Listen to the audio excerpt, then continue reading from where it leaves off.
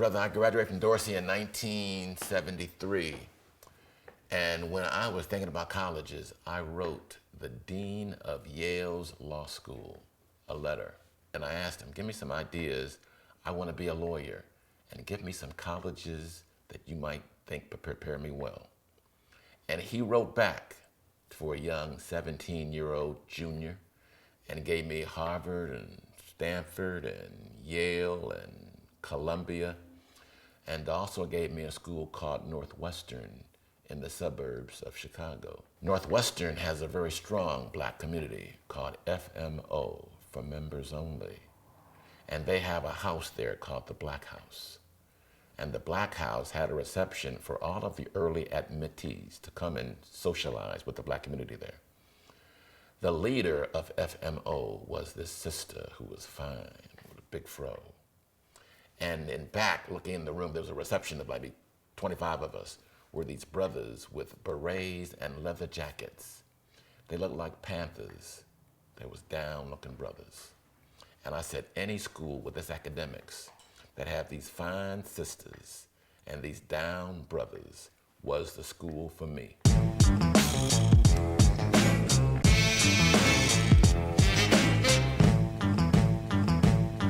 I tell people I was born 5 years too late because I just missed the civil rights era. 5 years earlier, in 1968, black students had taken over the Bursar's office at Northwestern with all the civil rights movement. The Bursar's office was where all the financial stuff was done on campus. It had the one computer on the campus in '68 at the Bursar's office. And the black students took it over for 2.5 days. And as a result of that takeover, they got some concessions from the university. That half of all black students would come from inner city schools. That was me. That there'd be an African American Studies department and that they would fund the Black House. So I became black in Chicago, man. I would tell folks, when I got to Chicago, I talked about one, how pale the white folks were. Because from LA, everybody has a tan. I didn't realize that. I had never seen a white boy talk trash to a brother over basketball until I saw these corn-fed white boys doing a pickup basketball game. And somebody got fouled, and there was a scuffle, and a big white boy took a brother in a chokehold, man, and was holding him. And I said, wow, I had never seen that. Growing up in LA, there was never any place in LA where I would feel physically afraid to travel because I was black. No abject racism. Chicago is the most racist city in the North, at least in the late 60s and early 70s. They would brag that Martin Luther King walked all through the South, but he didn't walk through Cicero, which is a neighborhood in Chicago. He tried to come through Cicero, but they turned him back, and he never walked through Cicero. Northwestern is on the coast of Lake Michigan. I had to be near water because I'm from LA. I had never seen snow before Chicago. Bruh, 4 seasons are overrated. The last year that I was there, April 1st of 1977, there was a foot of snow on April the 1st. That was the topper. That was the straw that broke the camel's back. A foot of snow on April of 1977, time to go. I went through 80-degree wind chill. I walked across the street from my dorm to a Burger King just to say I did it. And it was 80 degrees wind chill. The mucus in your nose would freeze, your eyes would freeze just from the cold. And one thing I learned about it, man, is when I went to school, particularly in law school, the brothers and the sisters from the eastern cities were down, and the brothers from the West Coast were not quite as political and intense. And it's because when you are cold at night, or when your feet are cold, your economic circumstance in life becomes all the more pronounced, man, okay? You can be broke in LA, go out to the beach, smoke a joint, and you can be anywhere, and life is good. You know, your socioeconomic thing is not as stark. But if you're cold at night, or if your feet are wet and cold from the snow, that you are broke down and poor. It comes to your very existence. That's why brothers from Chicago, from East DC, New York, they was down, and we from California was soft. and I get it. I get why. People from the East would see Watts and remark about how clean it looked. LA is still a very, very clean city. Even our so-called ghettos you don't see trash on the streets and that kind of a thing. And that's a different vibe from most of the country. Do you go to law school right after you're graduating? So you don't waste no time. You take that LSAT, you get accepted to a bunch of schools, and you pick which one? UC Berkeley. It's called Bolt Hall. It was, for me, the best school in California. I didn't want to go to Stanford because they put me on the wait list for college. And my boys went. And I thought I was as good as my boys. So I did not even apply to Stanford. I said, fuck Stanford, I ain't even gonna apply.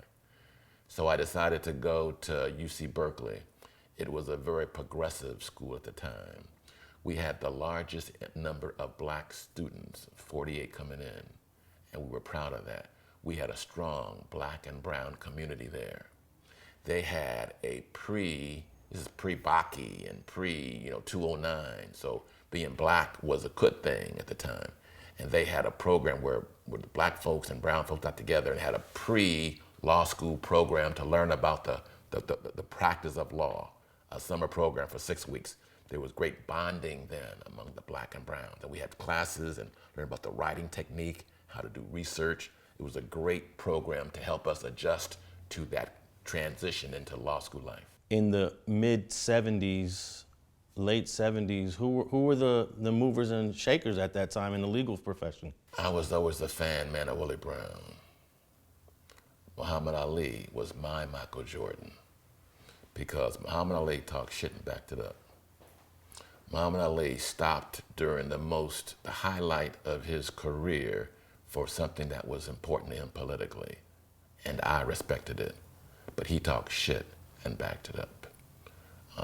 Willie Brown was my hero. He talked shit and backed it up. On the political side, they would always try to come after Willie Brown because he had flashy clothes, because he drove nice cars, because if you fucked with Willie Brown, he would put you in the basement with no windows. He was a cold-blooded politician, and I dug that. Everyone comes from the Willie Brown tree who is anything bold in politics from California. That's just how great his influence was. And then my other hero was Johnnie Cochran Jr., man, coming from LA. He was the man growing up. I tell people, Johnnie was as big after OJ in LA before OJ because he took on the police. He was bold, articulate, and dashing. He drove a Rolls Royce before Rolls Royces were in vogue. He bought a house in Los Feliz when living in Baldwin Hills was the goal of most black people. So Johnnie Cochran was always the icon for me as a young brother in LA wanting to be a lawyer. When he took on the Geronimo Pratt case in the early 70s, did it make the national headlines? Was that something that was covered here? And I think maybe you might have been in school, but... I was a little younger. What we all knew was that the FBI had this COINTEL program, J. Edward Hoover, and they infiltrated the Black Panther Party. We knew about the circumstances and the questions of Geronimo's conviction and how this young brother was trying to fight for his release. I pride myself because I was working for Johnnie 28 years later when Geronimo was released, and I was the first motherfucker he hugged walking out of the jails. I went back there to be the first. I gave him a hug and then escorted him out to Johnnie and all the press. Wait till you read my book. Thanks for watching StreetTV.net. If you're not subscribed, please hit that button below and click the bell to receive alerts and notifications. Feel free to comment below so you can give us your feedback, and be sure to watch the 2 related episodes to the right. If you want to support this platform or follow us on social media, visit the links in the description. And thanks for watching StreetTV.net.